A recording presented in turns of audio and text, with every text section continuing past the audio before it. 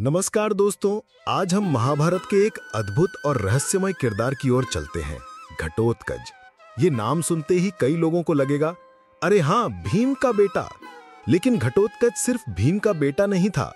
वो एक ऐसा किरदार था जिसने महाभारत के युद्ध में अपनी एक अलग ही छाप छोड़ी और जिसका अंत इतना मार्मिक और निर्णायक था कि उसने पूरे युद्ध का रुख ही बदल दिया। घटोत्कच की कहानी सिर्फ एक योद्धा की कहानी नहीं है। ये प्रेम, त्याग, शक्ति और नियति के अटूट बंधन की कहानी है। ये कहानी शुरू होती है पांडवों के वनवास के दिनों में, जब वे अपनी सबसे कठिन परीक्षा से गुजर रहे थे। तो कहानी शुरू होती है पांडवों के 12 साल के वनवास के उन शुरुआती दिनों से, जब वे अपनी जिंदगी के सबसे मुश्किल दौर से गुजर रहे थे। हस्तिनापुर का राजपाट छोड़कर वे जंगलों में भटक रहे थे, अपनी पहचान छुपाते हुए, हर दिन एक नई चुनौती का सामना करते हुए। एक बार पांडव अपनी पत्नी द्रौपदी के साथ घने जंगलों से गुजर रहे थे, जहां राक्षस और भयानक जीव जंतु रहते थे। ये जंगल इतना घना और खतरनाक था कि सूरज की रोशनी भी मुश्किल से जमीन तक पहुंच पाती थी। थकान और भूख से सब बेहाल थे। रात होने वाली थी और उन्हें एक सुरक्षित जगह की तलाश थी। तभी उनकी नजर एक विशालकाय भयानक राक्षसी पर पड़ी। उसका नाम था हिडिंबा। हिडिंबा अपने भाई हिडिंब के साथ उस जंगल पर राज करती थी। हिडिंब भी एक क्रूर और शक्तिशाली राक्षस था जो इंसानों को अपना भोजन बनाता था। हिडिंबा ने जब पांडवों को देखा तो उसकी आंखें चमक उठी। लेकिन एक अजीब बात हुई। उसकी नजर जब भीम पर पड़ी तो उसके मन में एक अलग ही भावना जाग उठी। भीम, जो अपनी विशाल भुजाओं और अतुल्य बल के साथ देवताओं की तरह सुंदर दिख रहे थे, उन्हें देखकर हिडिंबा मोहित हो गई। राक्षसी होने के बावजूद उसके दिल में प्रेम का अंकुर फूट पड़ा। दूसरी तरफ हिडिंब को यह बात पसंद नहीं आई। उसने अपनी बहन को पांडवों को मारकर लाने का आदेश दिया ताकि वे उन्हें अपना भोजन बना सके। हिडिंबा, जो अब भीम पर मोहित हो चुकी थी, उसने अपने भाई की बात मानने से इनकार कर दिया। ये बात हिडिंब को और क्रोधित कर गई। वो खुद पांडवों पर हमला करने आ पहुंचा। एक तरफ था क्रूर हिडिंब और दूसरी तरफ थे बलशाली भीम। दोनों के बीच एक भयंकर युद्ध छिड़ गया। जंगल के पेड़ कांप उठे, जमीन थर्राने लगी। अंततः भीम ने अपनी ताकत से हिडिंब का वध कर दिया। हिडिंबा, जो अब अकेली थी, उसने भीम के सामने अपने प्रेम का इजहार किया। वो भीम से विवाह करना चाहती थी। लेकिन भीम, जो पहले से द्रौपदी के पति थे, हिडिंबा के प्रति कोई खास लगाव महसूस नहीं करते थे। युधिष्ठिर, जो धर्मराज थे, उन्होंने सोचा कि हिडिंबा ने उनकी मदद की है और वो एक साध्वी बन गई है। उन्होंने भीम से कहा, भीम, हिडिंबा ने हमें अपने भाई से बचाया है। उसका प्रेम सच्चा है। तुम उससे विवाह कर लो, लेकिन हमारी एक शर्त है। शर्त ये थी कि भीम हिडिंबा के साथ तब तक रहेंगे जब तक उन्हें एक पुत्र प्राप्त न हो जाए। पुत्र के जन्म के बाद भीम वापस पांडवों के पास लौट आएंगे। हिडिंबा ने यह शर्त मान ली क्योंकि उसे भीम का साथ चाहिए था, भले ही कुछ समय के लिए ही सही। भीम और हिडिंबा ने विवाह कर लिया और जंगल में ही एक साथ रहने लगे। उनका प्रेम फल फूल रहा था और समय आने पर हिडिंबा ने एक पुत्र को जन्म दिया। ये पुत्र कोई साधारण शिशु नहीं था। ये पैदा होते ही एक युवा लड़के जितना बड़ा था। उसका शरीर विशाल था, उसकी आंखें लाल थीं और उसके सिर पर जन्म से ही बाल नहीं थे, बल्कि एक घट यानी मिट्टी के घड़े की तरह गोल और चिकना था। तो भीम ने अपने इस अनोखे पुत्र का नाम रखा घटोत्कच, यानी घट और उत्कच, जिसका अर्थ है घड़े जैसा सिर और बिना बालों वाला। घटोत्कच अपने पिता भीम की तरह ही बलवान था और अपनी मां हिडिंबा की तरह ही मायावी शक्तियों से युक्त था। वो पल भर में अपना आकार बदल सकता था, अदृश्य हो सकता था और हवा में उड़ सकता था। घटोत्कच बड़ा होने लगा। वो अपने माता पिता के साथ जंगल में ही रहता था। वो अपने पिता की तरह ही दयालु और अपनी मां की तरह ही शक्तिशाली था।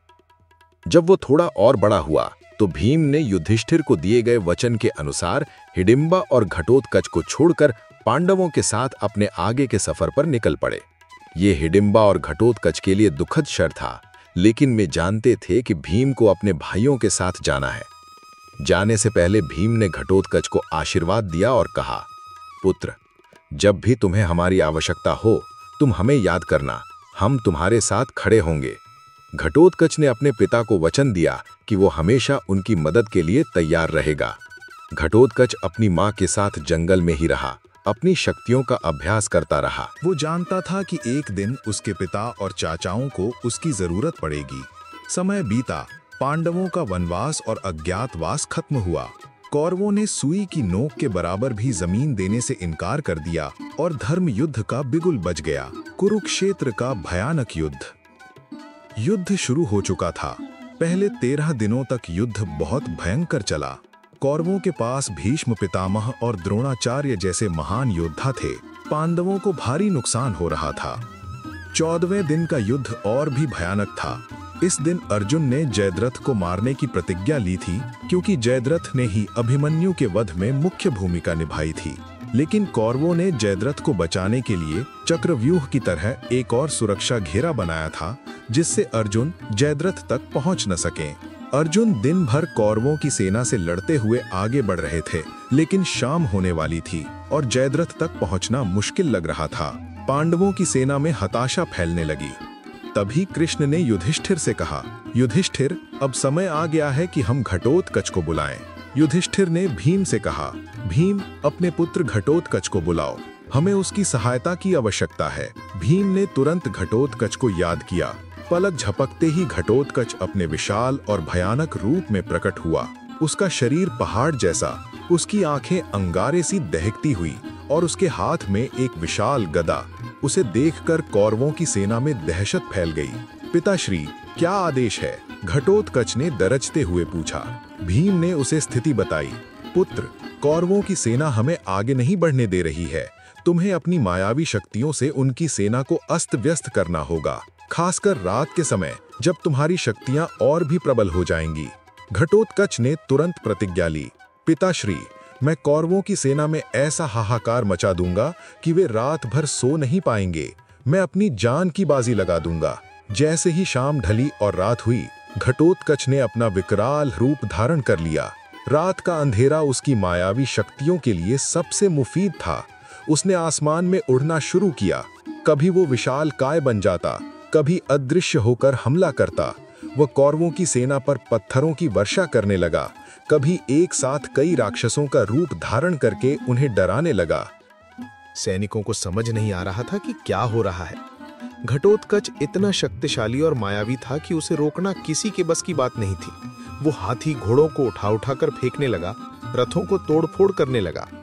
दुर्योधन और कर्ण भी घबरा गए। उन्होंने कई योद्धाओं को भेजा, लेकिन कोई भी घटोत्कच को रोक नहीं पाया। घटोत्कच का कहर लगातार जारी था। वो कौरवों की सेना का भारी नुकसान कर रहा था। सैनिकों का मनोबल टूट रहा था।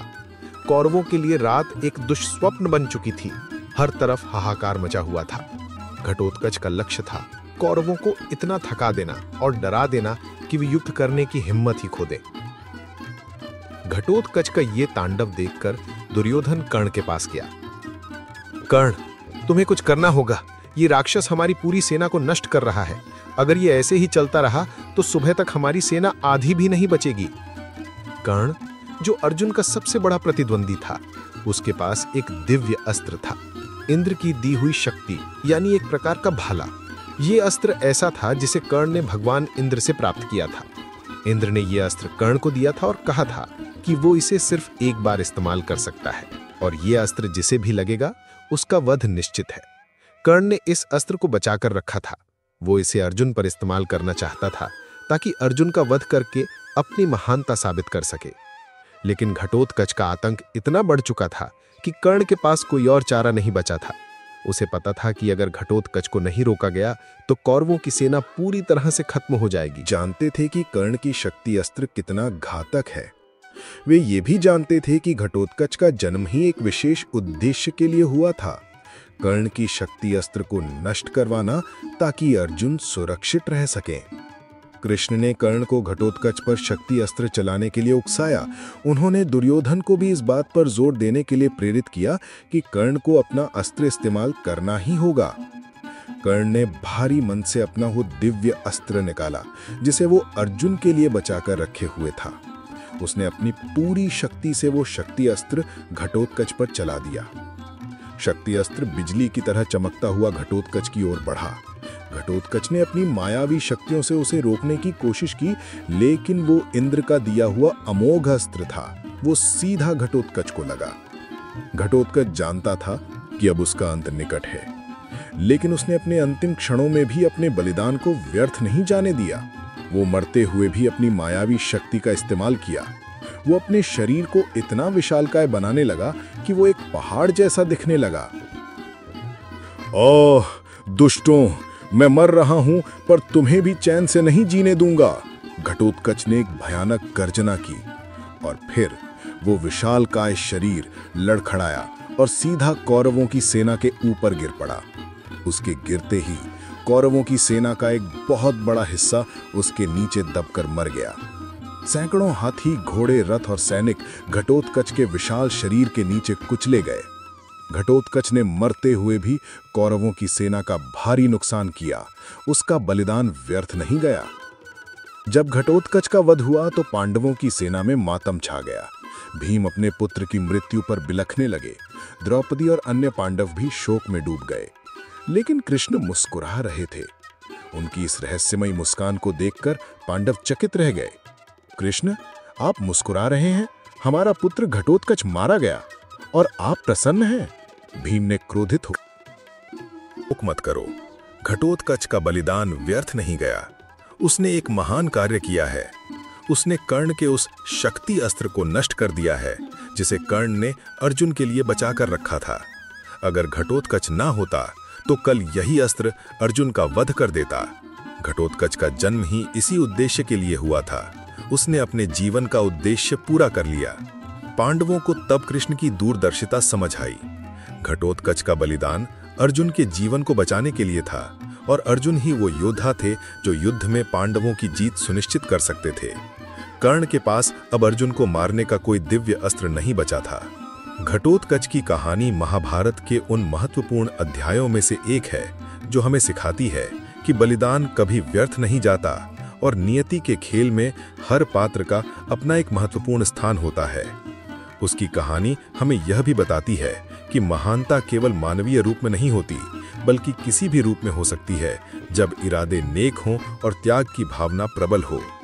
घटोत्कच एक ऐसा योद्धा था जिसने अपने छोटे से जीवन में एक अमिट छाप छोड़ी और महाभारत के महायुद्ध के परिणामों पर गहरा प्रभाव डाला। दोस्तों, उम्मीद है आज की कहानी ने आपके दिल को छुआ होगा। अपनी राय कमेंट में जरूर लिखें और हाँ, आप अपने बर्थडे, एनिवर्सरी या कोई और खास पल हमें कमेंट में जरूर बताइए। हम इन्हें अपने अगले वीडियो में शामिल करेंगे और आपकी खुशी को सबके साथ बांटेंगे।